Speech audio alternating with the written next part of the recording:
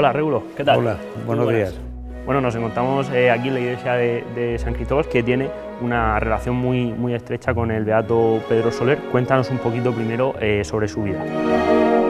Nace en una familia humilde, una familia que, bueno, pues vivía aquí en la calle Avellaneda, fue su primer hogar. Fue formado en el convento de San Diego, donde recibió pues, su formación cristiana, y de ahí empezaron ya sus inquietudes religiosas. La familia ciertamente no pudo continuar por la situación económica dándole los estudios, tuvieron que irse a un pueblo de Almería, donde ya el beato pues, se puso a trabajar en una fundición y destacaba entre sus compañeros siempre por establecer relaciones con la gente, ayudándoles, ¿no? Pues era una época difícil y entonces pues ayudándoles en el sentido moral, ¿no? y también dándoles un cierto... Era un apóstol, ¿no? Dándoles pues una esperanza. Se ganó con eso de ir siempre poniendo a Dios en el centro de la vida, se ganó el título de santo ya entre sus compañeros. Luego ya pues se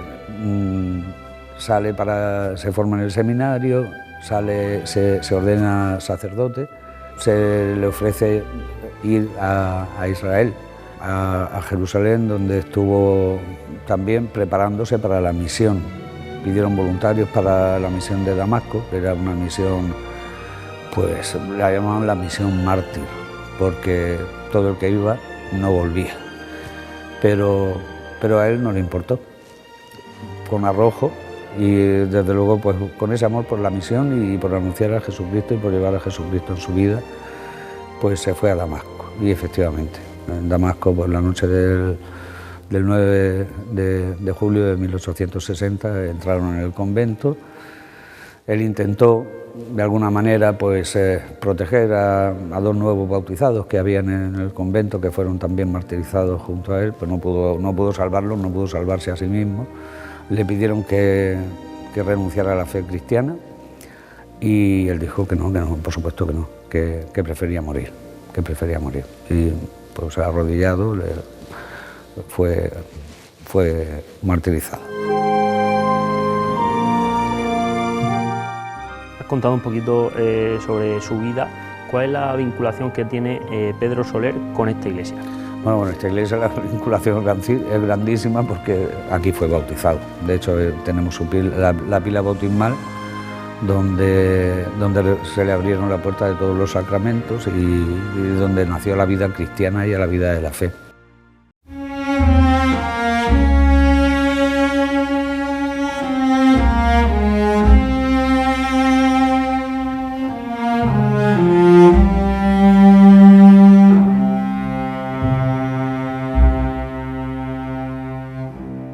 Nosotros vivíamos en la calle Avellaneda, que hemos vivido prácticamente toda nuestra vida, vivimos allí, pero resulta que vivíamos en la zona de arriba de la calle Avellaneda y nos dijeron que vendían la casa del beato Pedro Soler.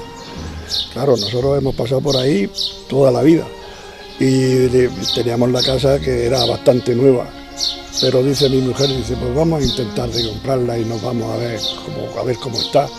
Total, que al final pues la compramos, la remodelamos, la hicimos nueva, pero una de las piedras que había en la fachada, que era aproximadamente, pesaba media tonelada, pues la metimos en el pilar justo que hay mirando a la fachada en el lado izquierdo, donde después pusieron la placa del beato Pedro Soler como que había vivido allí en aquella casa, que allí nació y vivió en ese lugar. Pues desde aquello mi mujer ha sido siempre muy devota de la iglesia y lo sigue siendo, y muy cristiana, como nosotros somos cristianos. Yo cada vez que entro en mi casa, yo estoy allí, que parece que estoy en la iglesia. Estoy muy orgullosa, lo siento muchísimo, de corazón.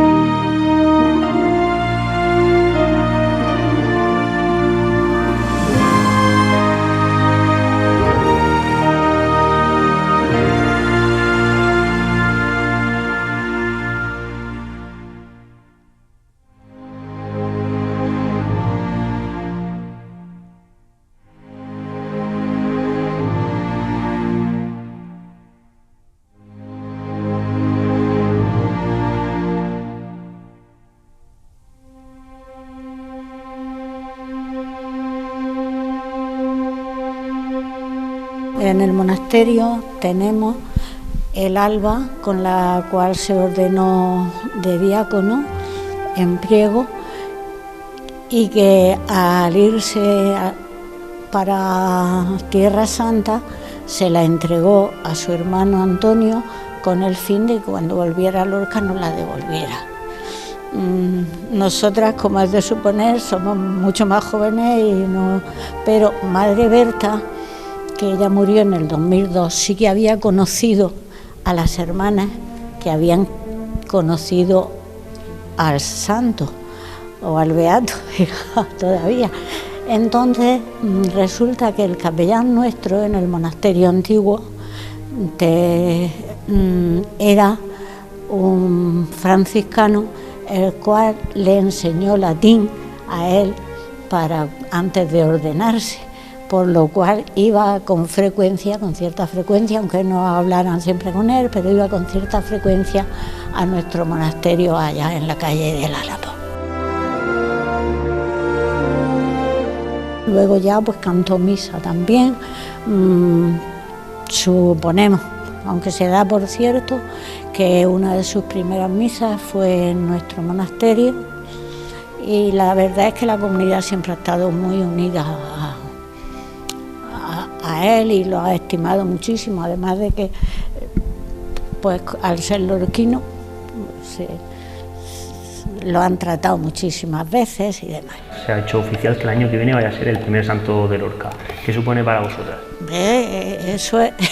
Eso es una gran alegría y un orgullo también, porque estás viendo que es una persona que ha sido capaz de morir por defender otra vida, porque en el momento en que entraron los trusos aquella noche, pues mataron a muchísimos cristianos que ellos tenían alojados en su iglesia, y él, como no entendía el árabe todavía, cogió a un muchachico de 12 años, un tal José, para que le ayudara a entenderse si le hablaban aquellos.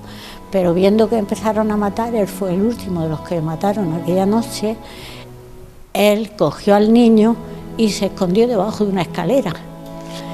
Entonces, cuando lo descubrieron, lo cogieron a él, pero no vieron al niño a quien él estaba defendiendo. Entonces ese muchacho es el que cuenta la forma en que lo atormentaron, le hicieron mil cosas y finalmente uno de ellos le cortó la cabeza y se la enseñaba como un triunfo a los demás. Todo eso supone algo muy fuerte para nosotros hoy día, en que un hombre tan joven sea capaz de decir, porque lo invitaron a profesar la doctrina de ellos, pero él se negó rotundamente y eso fue lo que le costó la vida. Entonces, pues figúrate, para nosotras ha sido algo que siempre hemos suspirado de que hubiera llegado a ser canonizado. Ha pasado tiempo, pero nosotras cada año pues rezamos de su fiesta, sacamos la reliquia, que también tenemos una reliquia que no sé decir cómo llegó después en nuestras manos, pero posiblemente nos la trajeron los franciscanos de Tierra Santa. Y claro, pues ese día la misa se celebra en su nombre, se da a besar la reliquia. Y bueno, nosotras pues la tenemos aquí en el coro y ese día pues la tenemos todo el día con su luz encendida y demás. Para nosotras es un apoyo.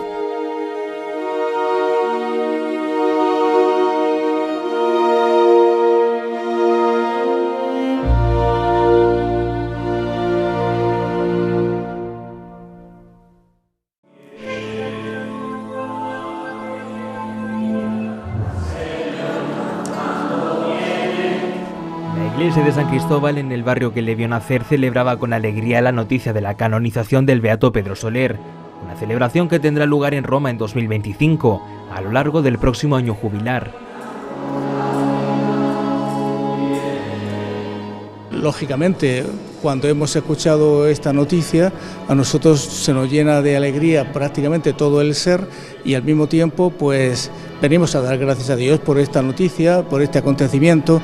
Repicamos las campanas el otro día de toda la diócesis porque es un acontecimiento que afecta no solamente a Lorca, que sí, y no solamente a esta parroquia, que también, sino a toda la diócesis, ¿no?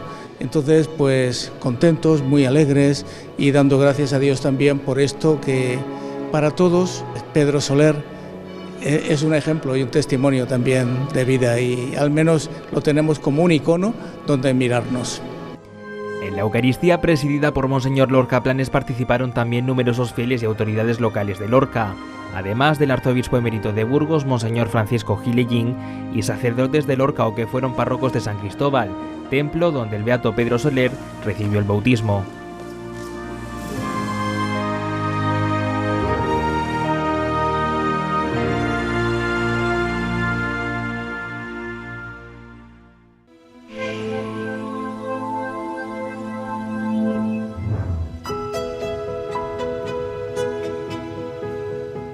Hola, Tana. Hola, buenos días, encantada. Presidenta y camarera de la Asociación Virgen de los Dolores. Muy bien, cuéntanos la relación que tiene el Beato con esta iglesia. Sí, evidentemente, bueno, estamos en el segundo templo franciscano de la ciudad de Lorca. El primero era la Virgen de la Huerta, el convento de la patrona. Este templo tuvo la suerte de no ser desamortizado y también tuvo la enorme suerte de que durante la Guerra Civil no se expolió, con lo cual todo ese altar que estamos viendo, el altar es el original. Era una costumbre de la época, cuando se hacían estos altares, en las calles laterales, colocar imágenes de los santos de la orden. Pues hasta aquí historia. Pero resulta que cuando ya se beatifica al beato Pedro Soler, pasan muchos años, estas causas son larguísimas. Entonces, pues en Lorca se intentaba, y las personas que estábamos cerca de los franciscanos, intentábamos que se mantuviese esa devoción al beato Pedro Soler, una devoción que se hubiese ido perdiendo si no la hubiéramos mantenido tanto en el barrio de San Cristóbal, que es donde está su parroquia, donde él fue bautizado, en el convento de los franciscanos y en este convento hace como 23 o 24 años, cuando se promovió nuevamente, se reactivó la causa para conseguir que se fuese canonizado, la Asociación de la Virgen, a través de una familia muy devota, quiso que la imagen del beato Pedro Soler, una imagen del beato, estuviese presidiendo este altar y para ello pues había una ocasión extraordinaria, es que en esa hornacina, en esa calle, la hornacina de esa calle, anteriormente había un santo de la orden franciscana, pero por avatares de la guerra había desaparecido, ya digo que era lo único que había desaparecido.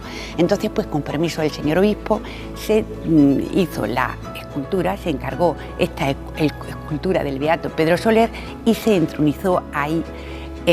Se cambió, no se cambió porque en realidad ya había un hueco. Tiene pues algunos detalles anecdóticos y además entrañables. Por ejemplo, lleva el rosario de una de las hermanas clarisas, pero es el recuerdo de la vinculación de este templo franciscano con la orden, con las clarisas que eran franciscanas. En el año 96 se crea la comisión que estaba destinada a promover esa canonización y es ahí, en ese contexto, donde surgen una serie de actividades, el reponer una imagen o imágenes, darle otra vez una visión nueva al culto del beato Pedro Soler y así se activa en el convento de la Virgen de las Huertas, que pone una estatua de piedra, la iglesia de San Cristóbal, donde está la pila bautismal, que se recupera, y luego la iglesia de San Francisco, que con motivo de la Guerra Civil había perdido uno de los 4 santos del retablo, y al final se decide poner en lugar de aquel santo obispo, me parece que era San Luis, obispo de Tolosa, se decide poner al beato lorquino, que también era franciscano, y se decide ponerlo allí. Y como, digamos que el acto central, porque todas las ciudades o poblaciones implicadas lo estaban haciendo, se quiso profundizar en la biografía del beato Pedro Soler. Ahí se puso manos a la obra un franciscano excelente, historiador, doctor en Historia del Arte, ha estado dirigiendo mucho tiempo el Instituto Teológico Franciscano y su nombre es Pedro Riquelme Oliva. Era entonces guardián del convento y se dedicó pues a recoger todo tipo de testimonios, materiales o orales que quedaban también de algunos familiares y a recopilar todo aquello que hubiera sobre el santo, el que hoy ya está propuesto para la santidad, para la canonización. En ese trabajo era imprescindible que consultara los fondos del archivo municipal. Y fue ahí donde nosotros ya lo conocíamos hacía tiempo, porque es un tipo extraordinario, de una afabilidad y un trato magnífico, pero pasamos unas muy buenas semanas viendo a Pedro trabajar con fondos. Localizamos todo aquello que había de padrones municipales, hasta incluso un pasaporte para transitar por las carreteras de mediados del 19, entonces eran peligrosas, y se controlaba un poco la población, y en ese pasaporte se describía cómo era el beato Pedro Soler. Y dice nariz regular, de color trigueño, ojos de color miel, no sé qué tal. Entonces nos da más o menos un retrato verbal de cómo era el franciscano aquel. Y Pedro completó con una pequeña biografía o gran biografía que había desde el punto de vista de formación y espiritual, completó eso con todos los datos locales que se pudieron recoger en ese momento. Y hizo una biografía muy completa. Pues en el año, creo que era 1996, yo trabajaba en el diario La Verdad como periodista y vino a verme un cura, que era el párroco del Carmen entonces, Pedro Pellegrín. Él me pedía ayuda para dar a conocer la figura de un insigne lorquino, que era el beato Pedro Soler. Hasta entonces reconozco que no sabía absolutamente nada de este santo. Y bueno, yo le brindé, como a todo el mundo suele hacer, le brindé la oportunidad de poder, a través del periódico, dar a conocer pues las festividades, los actos que iban organizando y demás. Y bueno, aquella vorágine me pilló, me metió de lleno y hasta el día de hoy, ¿no? A partir de ahí pues empezamos, porque lo que hacía falta, sobre todo para que pudiese ser canonizado, era que se le conociera, su vida, su obra, y nos pusimos manos a la obra. La verdad es que hemos tenido mucha suerte porque pudimos sacar un libro que escribió Pedro Riquelme Oliva, se hizo también el árbol genealógico de su familia. Ahí se recopiló todo y fue un momento bastante interesante e importante, porque volvía a la luz ese personaje que estaba semi escondido, ¿no? Ha sido una labor amplia, estamos a punto de cumplir 30 años desde que se organizó una asociación que era pro canonización del beato Pedro Soler, una asociación que nunca quisimos oficializar, sino se reunía, trabajaba de manera discreta, sus nombres prácticamente no se dieron a conocer, solamente en el libro del beato. Y bueno, y nos encontramos pues con la sorpresa en estos días de que el Papa Francisco ha determinado que, bueno, por él y sus compañeros, por todo lo que han hecho a lo largo de todos estos años, pues se merecen subir a lo más alto de los altares. Y no soy lorquina, pero me siento lorquina. Yo creo que para todos es un gran triunfo, ¿no? Porque situar a Pedro Nolasco Soler en lo más alto, como decía, y a partir de ahora no es solo lorquino, es una figura mundial. En un momento muy complicado de mi vida, en la que a uno de mis hermanos le detectaron un cáncer por los 87 o así, un cáncer muy grave, pues estando yo en la iglesia llorando, el sacerdote de don Pedro Pellegrín, que era muy amigo de la familia, pues me cogió y me dijo: vente, que te voy a dar voy a hablar contigo. Entonces me dio la estampa de beato don Pedro Soler, me habló con él, me habló de él, de su vida, lo cogí con tanto cariño, con tanto amor, tanta fe, que mi hermano se curó, se salvó. Luego otro hermano con cáncer terminal, que no querían darle nada a los médicos ni el jefe de oncología. Yo me empeñé, me dijo que le diera las gracias mi hermano a mí, porque yo le había salvado la vida. Digo, no, a Dios por medio del beato Pedro Soler. Y mi marido también, o sea que ha influido mucho en mi vida, con relación a los enfermos de mi familia. Yo nunca le he pedido a ningún santo. Yo siempre iba directamente a Dios y a la Virgen. Pero desde entonces, mi intercesor es el beato Pedro Soler. Le debo tanto que hasta el día en que el Papa autorizó la canonización, al enchufar la plancha me dio una descarga eléctrica justo a la hora que le habían dicho. No salto automático ni nada. Señal, no lo sé. Pero yo, para mí, el beato Pedro Soler, no sé, tengo mucha fe, y yo digo que si un hijo le pide a su padre al oído, le susurra por alguien, el padre lo oye. Pues eso es lo que hace el beato Pedro Soler ante Dios y ante la Virgen. Yo así lo veo.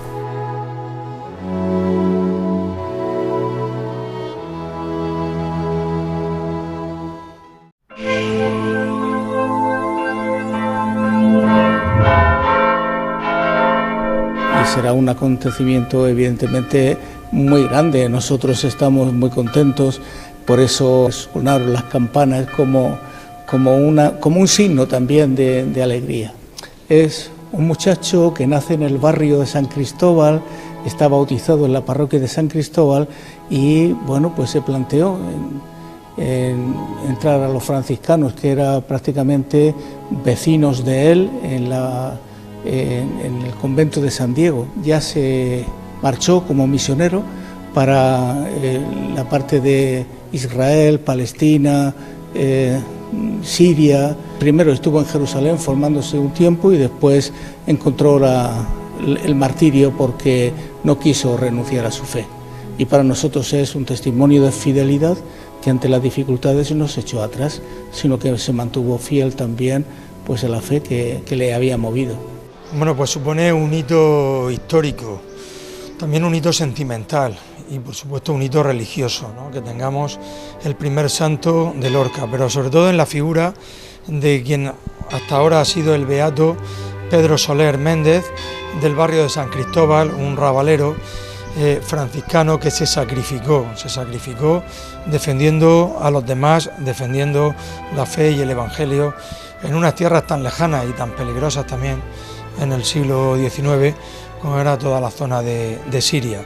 Siempre ha sido un icono para Lorca, y ahora que el Papa Francisco haya acordado su canonización, pues es un motivo de orgullo para todos los lorquinos, y estamos deseando desplazarnos el año que viene a la Santa Sede, a Roma, pues para asistir y acompañar al Santo Padre en este momento tan importante.